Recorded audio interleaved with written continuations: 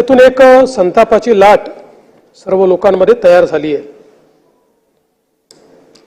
पहिल्यांदा तर मी या ठिकाणी सांगू इच्छितो की हा अखिलेश शुक्ला एमटीडीसीचा कर्मचारी आहे।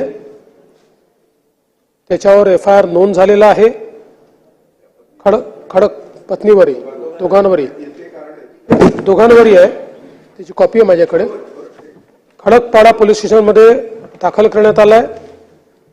त्याला तात्काळ निलंबित करण्याची कारवाई या ठिकाणी करण्यात येते आहे आणि पुढील कारवाई पोलीस करतील।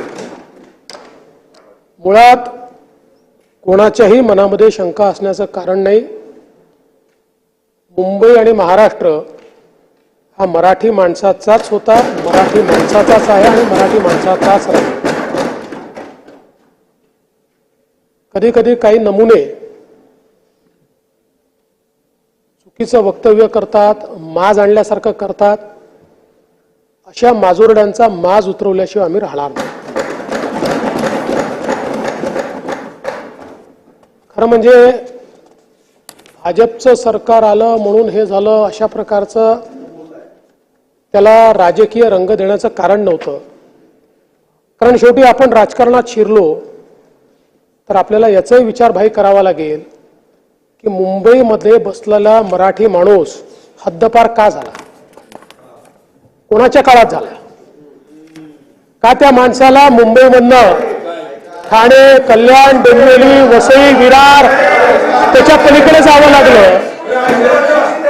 आणि त्या काळामध्ये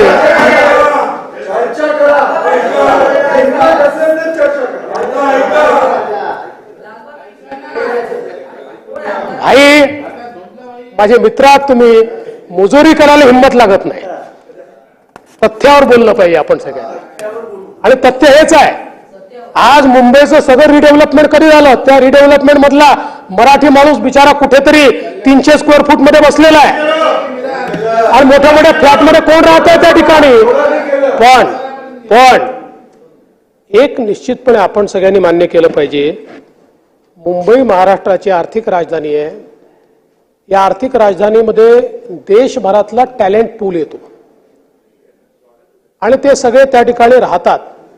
आणि मी हे बघितलेलं आहे, मुंबईमध्ये 3-3, 4-4 पिढ्यांपासून राहणारा उत्तर प्रदेशच्या एखाद्या जिल्ह्यातून आलेला व्यक्ती तुमच्या माझ्यासारखी उत्तम मराठी बोलतो, तुमच्या माझ्यासारखा आपले सगळे सणवार त्या ठिकाणी साजरा करतो, किंबहुना गणपतीसारखा आपला सण हा ज्यावेळेस तो साजरा करतो त्यावेळेस तो उत्तर भारतीय आहे की मराठी आहे असा प्रश्न आपल्याला पडावा।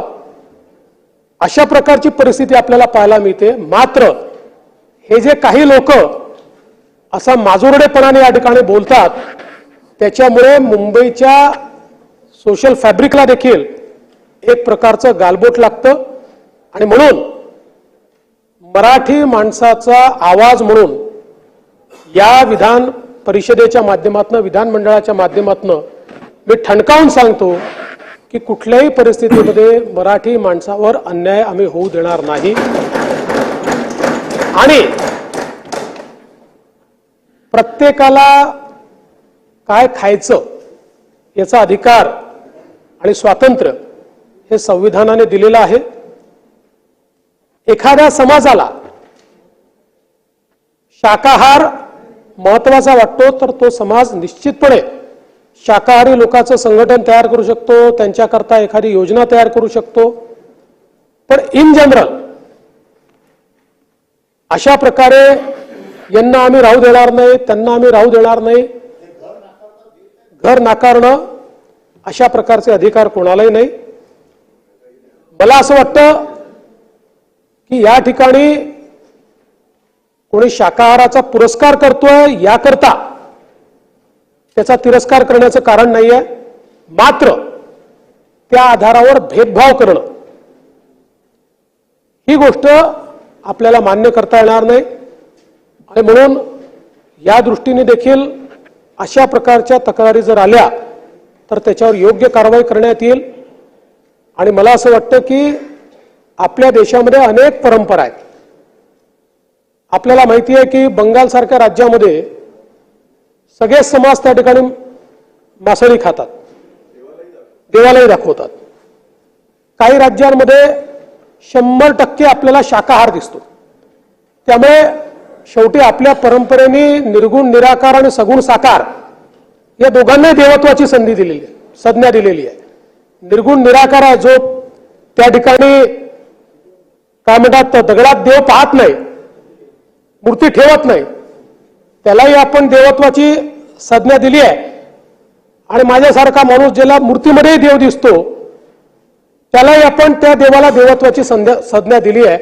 आणि मला असं वाटतं की आपल्या देशाचं हे जे वैविध्य आहे ते वैविध्य त्या ठिकाणी टिकलं पाहिजे, ही देखील आपली जबाबदारी आहे. पण त्याच वेळी जी आमची क्षेत्रीय अस्मिता आहे, एक आमची राष्ट्रीय अस्मिता आहे, तशीच आमची एक क्षेत्रीय अस्मिता आहे. आणि ती क्षेत्रीय अस्मिता म्हणजे आम्ही सगळे मराठी आहोत, त्या मराठीचा आम्हाला अभिमान आहे. त्यामुळे अशा अभिमानावर जर कोणी घाला घालत असेल तर जेवढे तुम्ही व्यथित आहात तेवढे आम्ही व्यथित आहोत. त्यामुळे त्याच्यावर निश्चितपणे कडक कारवाई केली जाईल.